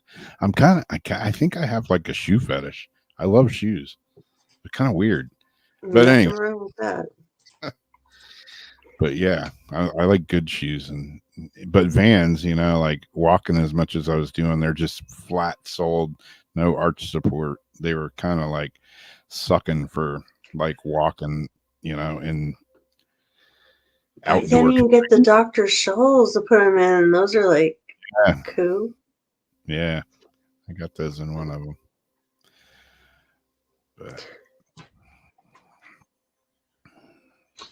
we're playing the card game tonight, Lori. We've got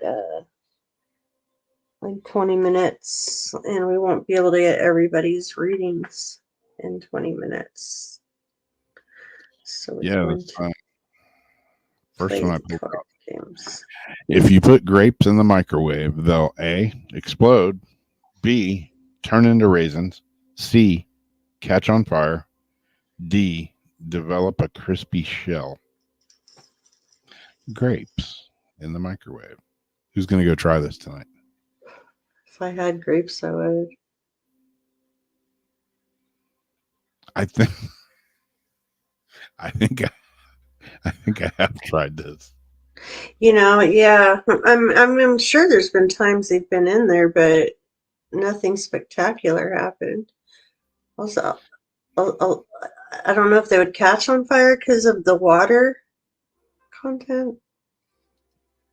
I know I stuck. Exploding sounds too easy. What did I stick in the microwave the other day? It was something. God, I can't remember what it was. But the overall experience, I think it blocked out whatever it was, because the overall experience, it was in a little cup that whatever came in it, I don't know what the hell it was. Anyways, it was a little cup, but I didn't notice, but it had a little rim of like this metal around it. So when I put it in the microwave, I'm just sitting there all chilled out, and next thing I know, it's like all these blue flames are shooting out of the microwave. Was it something on the plate, like when you had like little flowers painted on? No, it was just like where you pulled the top off of this little cup. There was one little like ring of tin foil or whatever the hell, metal. Yeah, man, it made quite the light show in the microwave. Scares the shit out of me. Yeah. It's like a big Tesla coil in there. Anyway, if you put grapes in the microwave, they'll A, explode, B, turn into raisins, C, catch on fire, D, develop a crispy shell. Crispy shell. The answer, according to this, is nobody. Somebody said it, but nobody picked it up here. C, they will catch on fire. That was the first thing I thought, but then I thought, no, there's too much water to catch on fire. Okay, here's an interesting. Mozart is recognized as one of the best classical composers of all time. But the dude had some weird hobbies. He kept a fart journal, B collection of his own scabs, C a jar of his own toenail clippings, or D running a list of people who pissed him off. I'm gonna have to say toenail clippings. Though my gut said the list. Said what? The list.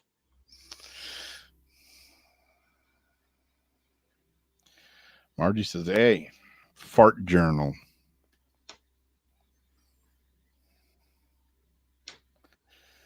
Mary says C. Royal says D. Debbie says D.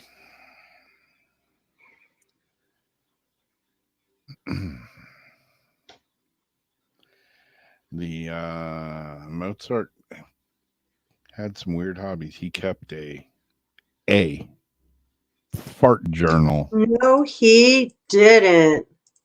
Oh, got to write that one down. So when they say like air on a whatever, like his songs, you know, like air on a B string. What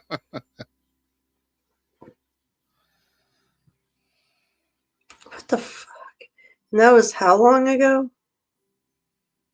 Yeah, that was a while back. This one was, I think I did this one last time or two around, but I'll do it again.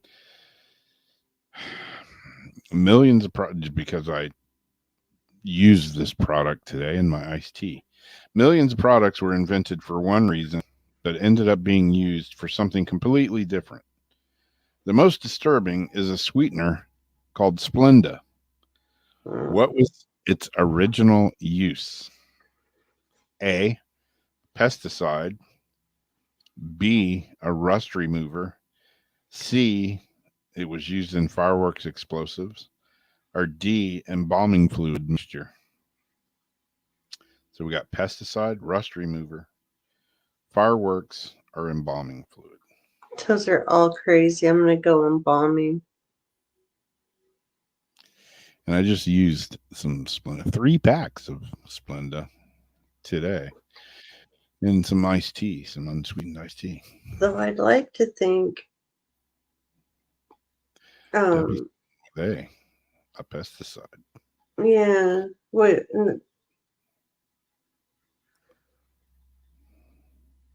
was the other ones? You got A, a pesticide, B, a rust remover, C, fireworks explosives, or D, embalming. See, I'm gonna go with fireworks or embalming. I'm gonna say embalming.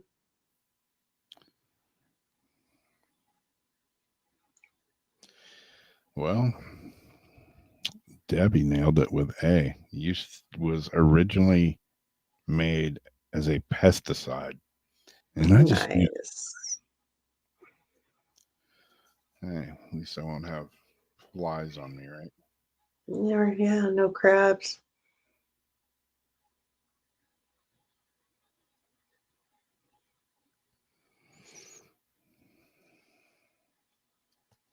No crabs, is that what you said? Mm-hmm.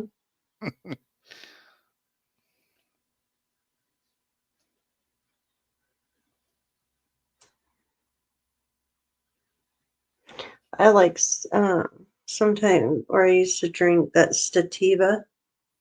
Yeah. Stevia, yeah. Or however you say it, yeah.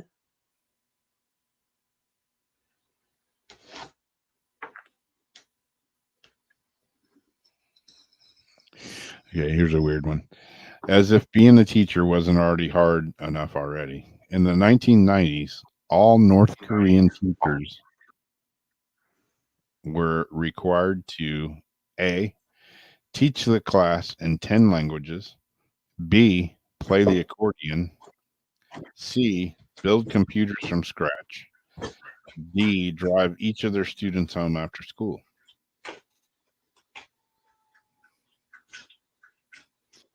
Yeah, artificial sweeteners. They make them sound so good, but yeah, they're actually all bad for you. So if you were a teacher in North Korea in the 90s, you had to A, teach a class in 10 languages, B, play the accordion, C, build computers from scratch, or D, drive your students home after school.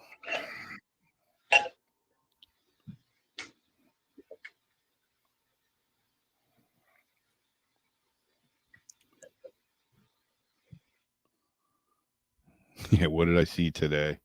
I saw something, a meme that said in China, third graders are being taught, I don't know, calculus and some other, advanced math form and speaking several languages. Here in America, third graders are being taught that men have the right to have periods. Like, yep, there we go. I'm stumped on this one. It is. I see Tommy got the right answer. B. If you were a teacher in North Korea in the 90s, you were required to play the accordion. Oh. And do some polka. I don't know. Weird. Why that would be, I don't know. But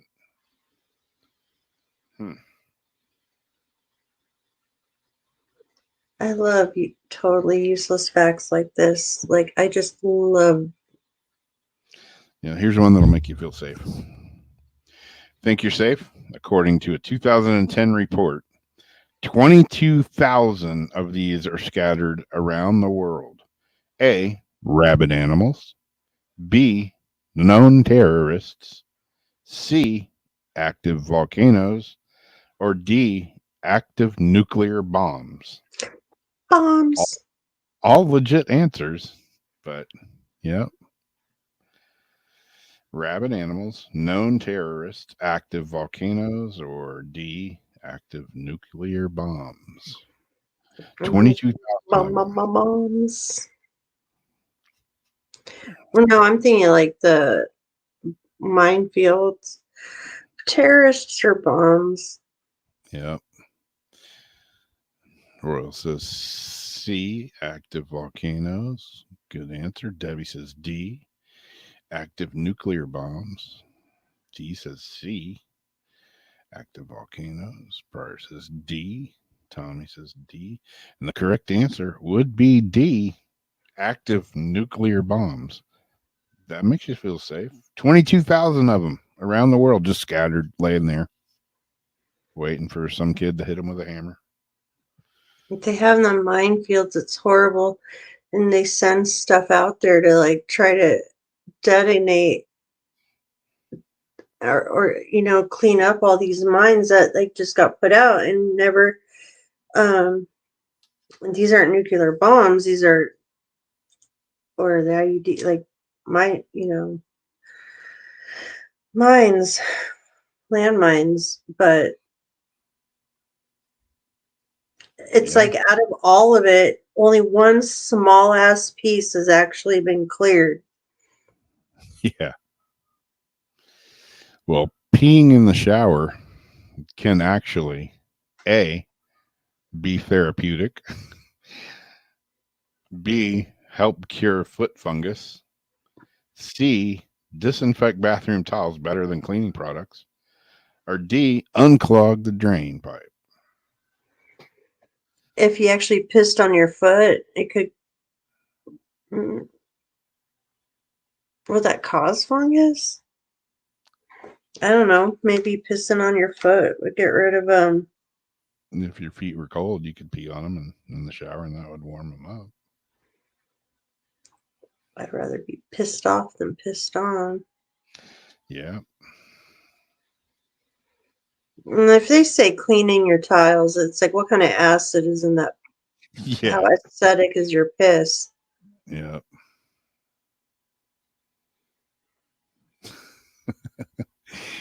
I see some bees up there.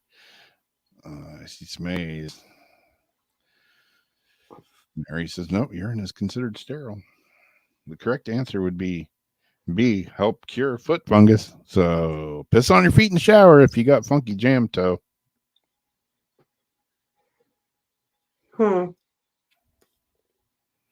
I I know you get stung by a jellyfish. Which I have peed on myself in those cases. Yeah. Stepping on a sea urchin. It's better when you have a friend piss on you, though. Well, it's so hard to reach spots sometimes, Yeah. especially when you're female. Hey, can you piss on my back for me?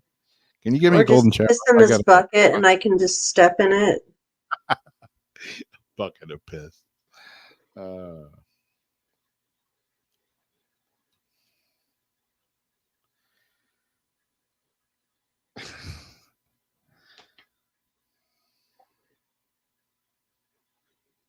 Yeah, Debbie, you're on a roll.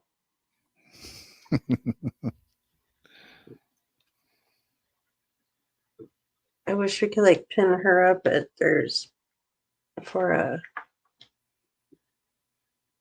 top winner. Hold it right there. In Oklahoma, there's a law against A, peeing in the shower. Hope you don't have foot fungus. B, biting someone else's burger. C, honking a car whore. Car whore? You can honk your whore at strangers. No, it's honking a car horn at strangers. If you're honking your whore, that's a whole different law altogether. Or D, doing push-ups before noon. Wait, what? Where? What country? Oklahoma. Oklahoma. Oklahoma, USA. Well, I know A, that you're not supposed to honk your horn unless it's an emergency anyway, but that would be too not fun, right? yeah. Eating someone's burger.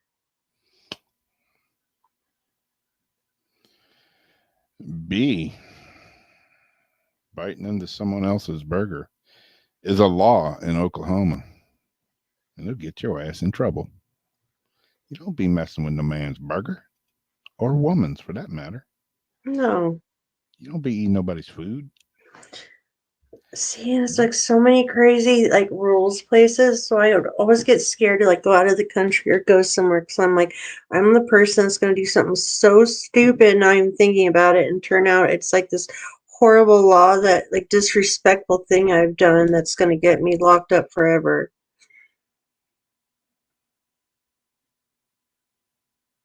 Like some places you can't like spit on the sidewalk. Yeah. They just passed an ordinance here. I don't know if this goes for everywhere else, but here you can't play your music in your car loud enough for it to be heard 25 feet away, or they will give you a ticket now. Well, yeah, California, yeah, that makes sense because like they already have that shit out here for like California, the bass heads and everything. You have to like turn it down if cops are next to you. I mean, 25 feet is like, that's not very far. It seems like that. Well, how many car lanes? That would be okay. So if you're like in the fourth lane on the Yeah. freeway, and you're like stopped in traffic, would the slow lane be 25 feet? Yeah, probably. Or like the second?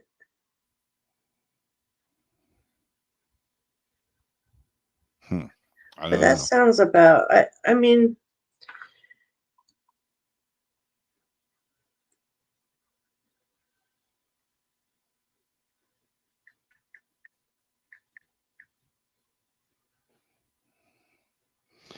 Thinking about going vegan, here's one good reason to stick to eating meat. A, vegans die younger. B, some vegetables carry just as many health risks. C, vegans fart more. Or D, vegans poop less. They fart more. They actually do poop less too, because my friend's mom took pictures of her little bunny poops. And we are 25 feet out here also. A police officer will give a ticket. Wow. Yeah, there's a couple cars in my neighborhood. I live right on the edge of the ghetto here, and There's a couple cars that have speakers that are on the outside of the car, and I always hear the guy coming like 6 blocks away, and they're not good speakers either. They sound like crap. But I can always hear they sound like megaphone speakers, like real tinny and shitty sounding. But man, he jams the music. It's not good music either. I'm gonna say poopless. Oh, you should have stuck with your first answer. Oh, Thinking about going vegan. Here's a good reason. Vegans, vegans fart more. Yep. And it's usually garlicky. ew. Why is that? I don't know. O.J. Simpson almost got the lead role in a movie, but the director passed because he thought he was too pleasant. The movie was A, Rambo, B, Friday the 13th, C, Terminator, or D, The Fast and the Furious. The Fast and the Furious.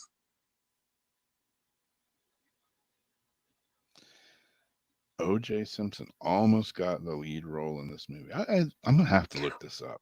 Well, like too pleasant for like a horror movie. Like he was too pleasant to like be in a horror movie. So it has to be a horror movie one.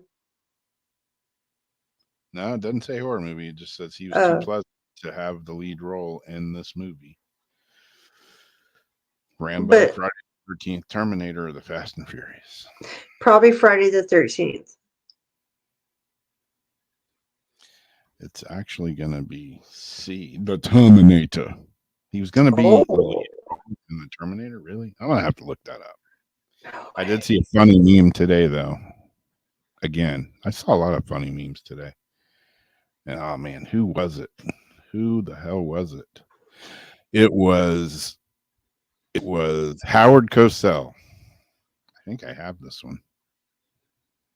It was Howard Cosell in the center, and it was Bruce Jenner on one side and O.J. Simpson on the other side. And Howard Cosell saying, "I saw into the future, and guys, you're not going to believe this."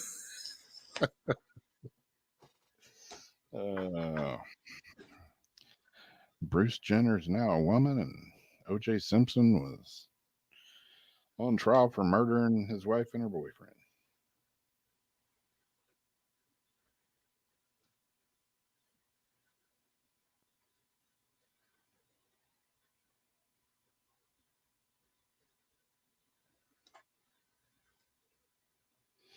Wow, here's a creepy one.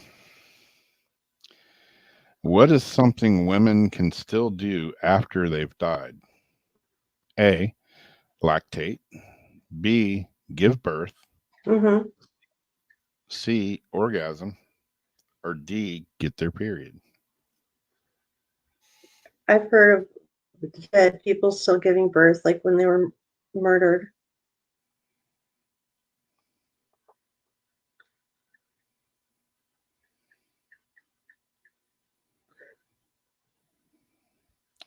That would be the correct answer. It would suck to have an orgasm after you're already dead, though. It's like, would you feel it? I don't know. But yep, you can still give birth.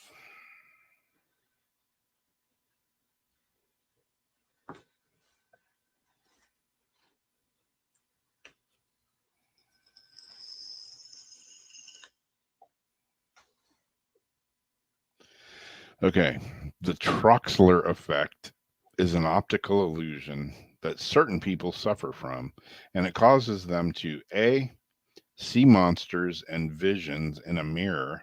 Oh, that would suck. B, not be able to see their reflection in a mirror. That would be weird. C, see everything 3 times larger than normal.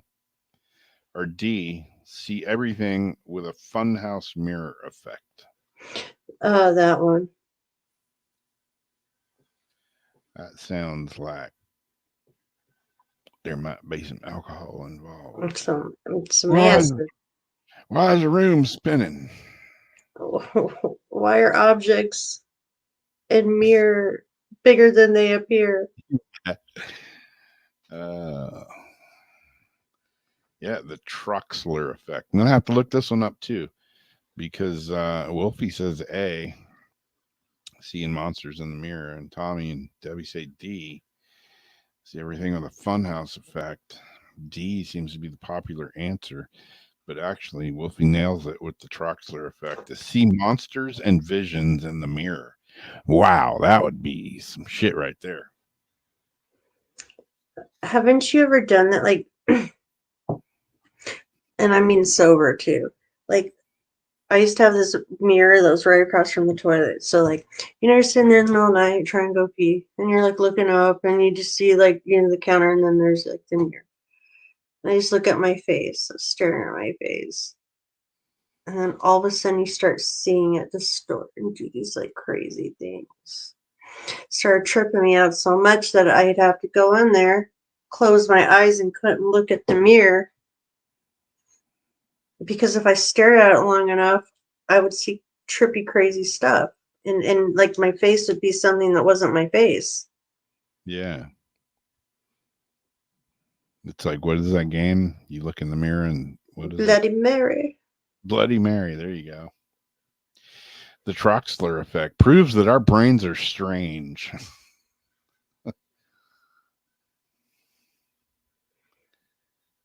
That they are. I've gone in the bathroom at night, and just like turned the lights out and just stared in the mirror. That's weird. I'm staring back at you. Like when you sit there and you're like looking yourself in the eyes. And it's like, what are your face gonna do back at you? Yeah, and you see your face, your eyes blink, but you didn't blink. Or you just all of a sudden are not the face that you're looking at. It swarms into something creepy ass. It's like, ew, is that my shadow self coming out? Yeah. Or you could be like Brian, just sitting in there like for 20 minutes. I didn't realize it feels like clay, man. it's claymation. I didn't realize it's after 2. So here's one last one of annoying, useless information to bug your friends with. And where are your friends? See, it even says it here with this useless piece of information. Captain Crunch, the captain. His full name is A. Horatio Magellan Crunch. B. Corrado Azolino Crunch. That reminds me of a carotid artery. Yeah. C. Cristiano Castro Crunch. Or D. Castro. Castro. Or D. Hearty Crunch. Hearty crunch. Because it's hard to crunch because it rips the top of your mouth apart. Yeah.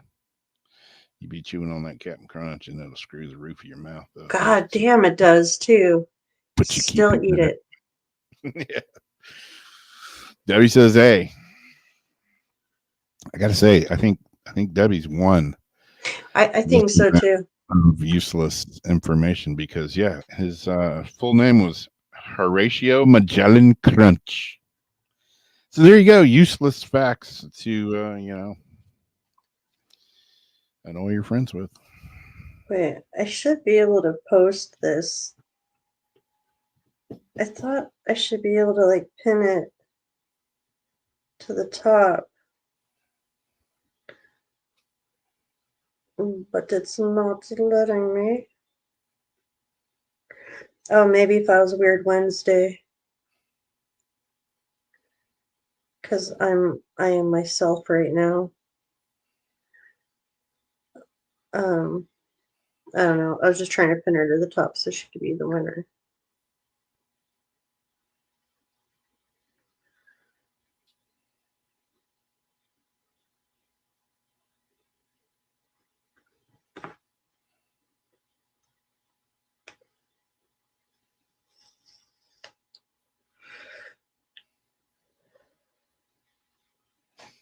Yes, good show, everybody. It was fun to hang out with you all as usual. Just shooting the shit, having good times. Speaking of shooting the shit, I'm gonna go ahead and throw one more in there just for the hell, just for shits and Alright. when two friends take a dump next to each other in a public stall and throw the poop covered toilet paper over the wall at one another. This sounds is like an Urban Dictionary thing. exactly it is. This is called A, poop storming, B, brown bombing, C, free ticket to Brown Town, or D, bathroom battleship. This had to come out of Urban Dictionary. Okay, can't be bathroom wait. Some lakes, okay, the shit storming or Or, trooping. or Wolfie says, or E, fucked up. I'm gonna go with that one. That's the best. Like, who the hell just throws a piece of shitty toilet paper over at their friend? Like, I'm what do they sure both do? 1, 2, 3, go! you know it's had to happen because there's a question in this game. So yeah, A, Yeah. brown poop storming, B, brown bombing, C, free ticket to Brown Town, or D, bathroom battleship. It'd be A or B, I think. Zeriana Poop says storming. B or D. Tommy says D. Earl says B. Pryor says B. Debbie says poop storming. Just plain gross. That's what Mary says. Debbie says her battleship. The correct answer is D. Bathroom battleship. Oh, dear. Hey, check it out. Here you go. Yeah. But wouldn't you have to, like, then sink the battleship? And would the battleship be what's in the toilet? We are totally going down the toilet. Yeah. This episode has recently gone down the drain. When they try to, like, pee on it and, like, break it to all these fun guy games I've been around, yes. Yeah. Well, that's it. You sunk my battleship, so I'm calling it a night. Catch y'all next time on a Weird Wednesday. Until then, if you dare. We'll see you then. Good night.